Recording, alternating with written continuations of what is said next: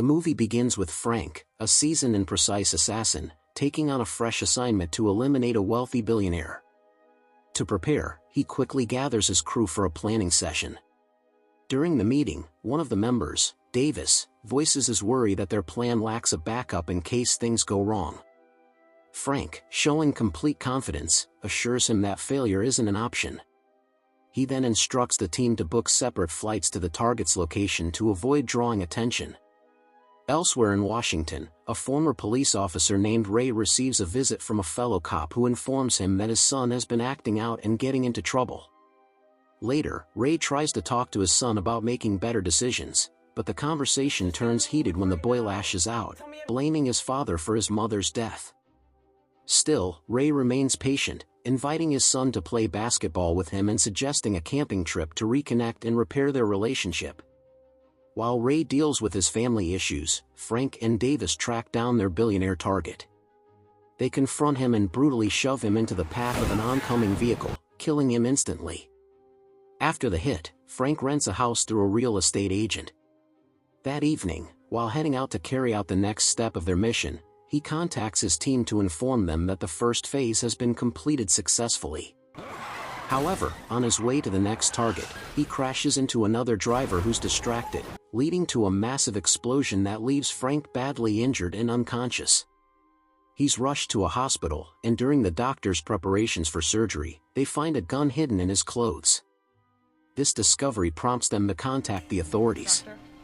When Frank regains consciousness, he realizes he's handcuffed to the hospital bed, with the chief of police standing over him ready to question him.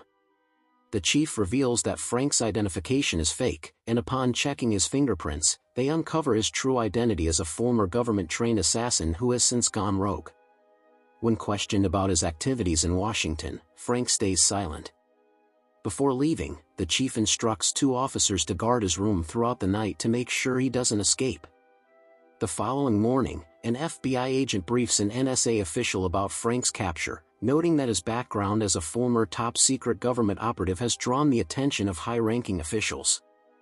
The NSA officer agrees to look into the matter but secretly calls her superior, Miles, to inform him that Frank's identity has been exposed. Miles orders her to contain the situation before it spirals out of control. Back in the hospital, as a nurse treats Frank's wounds, he takes advantage of the situation to steal her phone. Using it, he contacts his team to inform them of his arrest. This sparks a tense argument among the group. Some want to rescue Frank, while others think it's too dangerous. Davis argues that they should leave him behind, but the others insist that their payment depends on getting him out alive. Meanwhile, news outlets begin broadcasting reports about the murdered billionaire. At home, Ray and his son are having breakfast, preparing for their camping trip. They have no idea that Frank is being transported by police through the same remote forest area. After parking their car on the roadside, Ray and his son head into the woods, excited to start their adventure.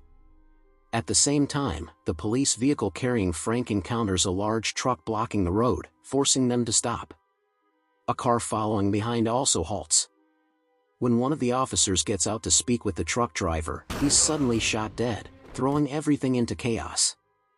Frank seizes the moment to attack the officer sitting beside him, and in the struggle, the police car veers off the road and plunges down a steep hill into a river. Even as the car sinks, Frank and the officer continue fighting underwater.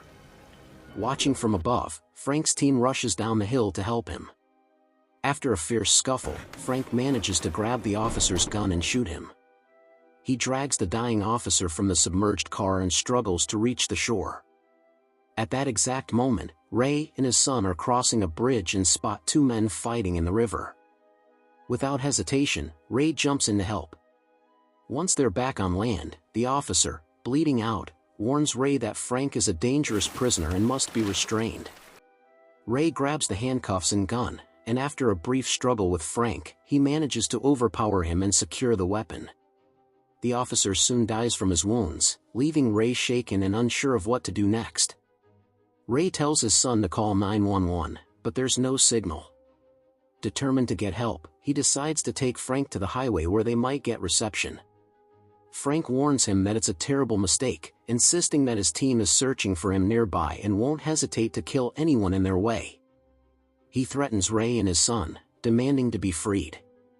Hearing this, Ray's son begs his father to let Frank go, but Ray refuses and insists on continuing to the road. Bound by handcuffs and with no choice, Frank reluctantly follows as they leave the officer's body behind in the river. As they journey through the woods, Ray keeps checking his phone for service. Meanwhile, Frank's teammates discover the officer's corpse and start to fear that Frank may have drowned. One of them notices 3 sets of footprints near the riverbank and deduces that Frank is alive and has been taken by 2 people. Around this time, another group of police officers arrives at the site to take control of the scene. While Ray and his son trek through the forest, they spot a line of officers ahead. Ray sends his son to go ahead and alert them. But as the boy runs forward, he witnesses one of the officers raise his gun and shoot another. Horrified, he realizes these officers are corrupt and runs back to warn his father. Meanwhile, the corrupt officers contact Frank's teammates to ask if they found him. The team replies that they're following his trail. Ray, realizing they're in danger, climbs up a nearby hill to search for phone service, but soon spots Frank's team descending from the opposite slope. Unsure what to do, he decides to lead Frank through a different route to avoid being spotted. Frank's teammates encounter the crooked officers and express confusion over losing Frank's trail. They reason that whoever's with Frank must have taken a detour, and they agree to follow that path. An argument then breaks out between Davis and the corrupt officers. After the dispute, Davis suggests they follow the officers in a car while the rest of the team continues on foot. As Davis drives, he secretly calls Miles, who offers him $500,000 to kill Frank. Tempted by the money, Davis agrees. Meanwhile, Ray and his son drag Frank deeper into the forest as the sky darkens and heavy rain begins to fall. Despite Frank's pleas to let him go, Ray refuses to back down. They eventually reach a steep hill that leads to a dead end. Ray hesitates to go down, but his son assures him that it's safe. Frank, spotting a chance to gain an advantage, convinces Ray to remove his handcuffs, claiming it will be easier to climb down that way. Reluctantly, Ray agrees and unlocks them. As they make their way down the slippery slope, Frank's teammates arrive at the top but find no trace of them. Peering into the rainy darkness below, they decide it's too risky to proceed and move on. During the descent, Ray's son slips and lets out a terrified scream. Acting on instinct, Frank lunges forward and catches him just in time, saving him from falling. The loud noise alerts one of Frank's teammates, but since they see nothing, they assume it's nothing serious. Later, Frank leads Ray and his son to a small cave to take shelter for the night. As Ray rummages through his bag for supplies, Frank makes a sudden move to snatch the gun. A violent struggle breaks out, and the gun slips from their hands, sliding across the cave floor. The son, frightened but determined, grabs the weapon and points it at Frank, warning him to stay back. Meanwhile, elsewhere, more officers arrive at the riverbank to retrieve the submerged patrol car, and a reporter shows up to cover the unfolding story. Back in the cave, Frank is once again handcuffed and given something to eat while he silently plans his next move. In another part of the forest, Frank's teammates rest briefly until Davis catches up with them and asks if they've found any trace of Frank. When they admit they haven't, Davis urges them to keep searching, surprising the group with his sudden determination. They finally agree to continue the hunt at dawn. That night, FBI agents, including Miles and the NSA representative, arrive at the forest, setting the stage for the tense confrontations still to come. Ray wakes up Frank and his son, urging them to keep moving down the hill. Meanwhile, Frank's team reaches the ridge above and spots the trio making their way deeper into the forest. At the same time, FBI agents stationed outside deploy helicopters to sweep the area in search of Frank. When the choppers appear overhead, Ray's son desperately waves to attract attention, but the pilots don't notice and continue their search. Ray leads Frank deeper into the wilderness, and they stop briefly to drink water and rest. Leaning against a tree, Frank tries to engage Ray in conversation, cautiously watching the gun in his captor's hand. Realizing Frank is only stalling, Ray refuses to be fooled and orders him to keep moving. As they push through the dense trees, Ray's son spots a couple bathing in a nearby river and approaches them, begging for help to contact the authorities. At first, the couple is reluctant to get involved, but Ray convinces them of the urgency of the situation, and they agree to assist. Together, they continue further into the woods. Overhead, a helicopter crew scanning the forest spots two men frantically waving for help. Believing they might be survivors, the pilots radio the FBI to report their findings before descending to assist. Unbeknownst to them, the two men are actually members of Frank's team. As one of the pilots steps out to help, Davis lunges forward with a knife, attempting to stab him, while the second team member fires at the other pilot still in the cockpit.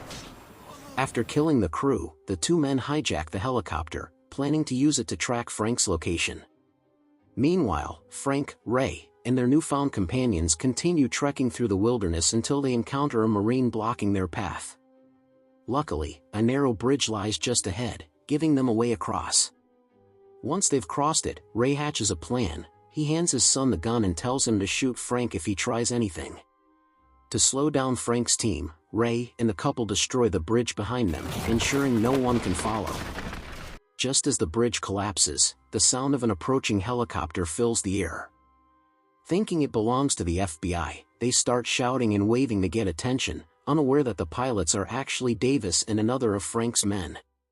Spotting Frank from above, Davis takes aim and fires, but the shot misses and fatally hits one of the couple instead. Instinctively, Ray grabs his son and pulls him to the ground while Frank realizes his own team has turned against him. Sensing betrayal, Frank flees into the trees, while Ray, after ensuring his son's safety, chases after him. The team members in the helicopter open fire on both men, then land and continue the pursuit on foot.